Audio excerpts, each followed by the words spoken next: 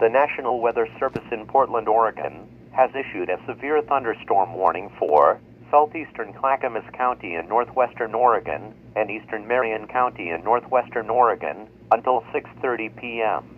At 5:25 p.m., a severe thunderstorm was located 12 miles south of Timothy Lake, or 21 miles northeast of Detroit, moving northwest at 25 miles per hour.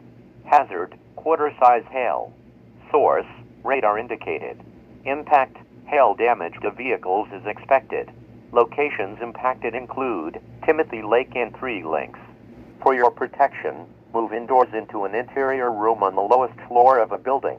If on or near a lake, move away from the water and seek shelter inside the closest building or inside a vehicle.